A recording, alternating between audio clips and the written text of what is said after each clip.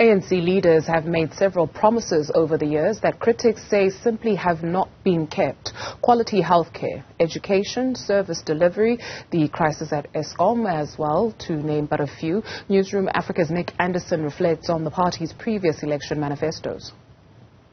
Promises made, promises unkept. Making bold election promises, setting targets and not making them is a common occurrence for politicians across the globe.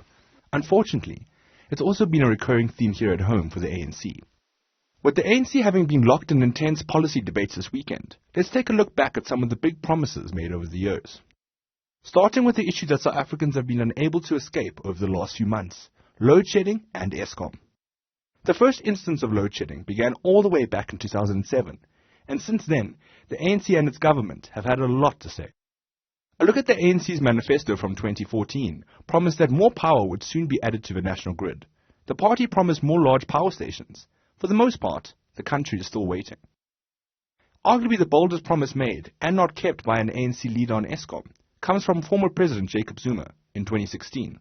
After visiting Eskom's management, Zuma proudly proclaimed that there would never be any more load shedding in the country. It wasn't just Zuma making the promises though. President Cyril Ramaphosa told the nation in 2019 that South Africans would have long forgotten about load shedding in just 18 months.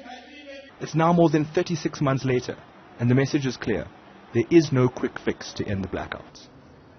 The ANC's own manifesto from last year's local government elections promises a safe and reliable electricity supply. We are still clearly a long way off. So what about service delivery and the ANC's mission to end inequality by drastically reducing unemployment? While speaking at the policy conference on Saturday, Ramaphosa again admitted that it is often his own party that is the problem. As we have recognized before, many of the challenges that we face arise from poor management of the political administrative interface.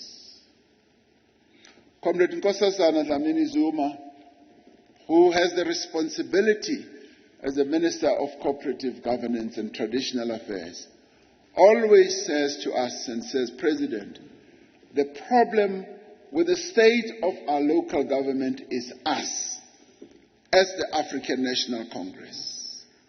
We are the problem. We are the ones who are causing the problems. The unemployment rate in South Africa currently stands at 34.5%. ANC promises to cut the rate by half date back to the start of Thabo Mbeki's presidency. The Mbeki administration at one point vowed to hit the 50% reduction in unemployment in just 10 years. After failing, the party made the promise again in its 2004 manifesto, but this time, no time frame was given. So how does the party currently intend to eradicate unemployment? Speaking earlier this year, Ramaphosa insisted that the building of an effective social compact is the only way to get the job done. The missed targets don't stop at unemployment though. The party's 2019 manifesto vowed that by 2020, 90% of South Africans with HIV would have access to antiretroviral medication.